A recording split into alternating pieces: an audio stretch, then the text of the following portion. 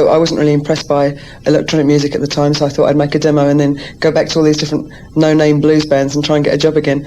But what happened with the first demo that we made was, it turned out to be the first single, Only You, which took off everywhere really, and so that basically was it. We were, started on the roller coaster to fame and fortune, like you do. So we worked we did an album together. We decided to be a band for one album, and that went very well. And then there were a lot of people making money out of us who decided that we should then make another album. But by this time, our relationship was souring a bit. I think I was a little bit... Vince is one of these people that is really quiet and keeps everything inside himself, and I'm sort of like, my French blood tends to get a bit heated, and I scream and shout a lot and then forget about it. And there was a bit of a breakdown of communication happening then, I think also Vince was already famous from working with a band called Depeche Mode, who'd been really big around Europe. And so he already knew the strains and the pressures of it, and had forgotten what it was like to start out when I joined him, and suddenly we was pushed into the front light a bit. So like I say, we sort of like fell out a bit, and by the time the second album came, it got to the stage where we weren't even working in the studio together. He would do a bit and then go, and then I'd do a bit and go, and then we just completely knocked it on the head. I went through a really down stage after I left Yazoo. I started getting very nervous about things. I think it went through a time when everybody and his mother was suing me, it seems to be some reason in America everyone sues everyone, and it seemed to be it's fashionable to sue me. So there was a few injunctions placed on me, and I had to spend a year in quarantine and such. So I spent all that time basically sitting indoors watching video nasties and doing little else. And I became a bit of a recluse to the point that when I actually started on CBS Records, working on my first album, I'd completely lost any confidence I'd gained through working with Yazoo, and it was a real case of having to start all over again. But luckily enough, I've got a good A&R man, my friend in England, and he put me together with producers, and it started me working again and getting my confidence back. As I started recording this, the Alpha album was when I found out I was pregnant, which was a bit of a shock for me, which was quite funny because I wasn't allowed to. I decided not to tell anyone, either in the record company or my friends, and so I was having to be sick very discreetly, this sort of stuff.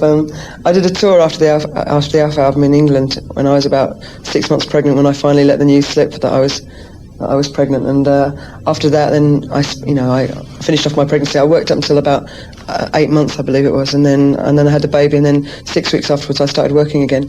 During this period now, I had to look for another producer. This is the time when I was looking around and meeting different people. I did a little bit more promotion. I did a little bit of promotion in America, but nothing substantial. And then I met up with different producers, and I met Jimmy Iovine, who produced the Rain Dancing album. I decided I wanted to work with him. I think basically I did meet a lot of different people, a lot of different producers, and I really did like his attitude. A lot of producers tend to think that female solo artists should do the singing and do the photo session and then run along with a smack on their bottoms, which is not quite my style. So I was really struck by him. He'd worked with a lot of women before, and he treats you with respect that you deserve, obviously. And his attitude is, if you don't do the work, no one's going to come along and do it for you. It just doesn't get done. That's all there is to it. So I decided to work with Jimmy. It took me a good couple of months to get the songwriting together, and then a good couple of months to wait for Jimmy, because obviously he was in a lot of demand. And so it was a good year afterwards until I started working and recording on the next album. I've never been a mumsy sort of person, and I don't think I've become a mumsy sort of person. For me, he's not like a baby that I want to smother. He's like an individual that's come in with his own personality, who I love as an individual, not because he's my child, if you see what I'm saying. I've never felt maternal, and I don't really feel maternal now. And in some ways, you have to cut off those maternal feelings. It's very hard when you're going away on the road. I've got to go away sometimes. And first of all, my attitude was I would take him everywhere with me. But it started off, and my life very much consists of being in a hotel room, then being in a van for 8 hours of the day, then putting him to bed. And I started off doing that for a while, and it wasn't making him very happy. It's not, once he started walking, he wanted to be up and about. You can't do that in the back of a coach, He wanted to mix with other children, and obviously he couldn't do that because we don't have a creche along the road with us.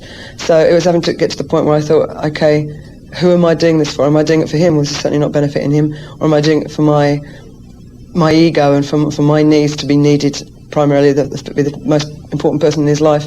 And I decided that it was just, it wasn't going to work that way, and that he'd be better off being at home, in his own surroundings.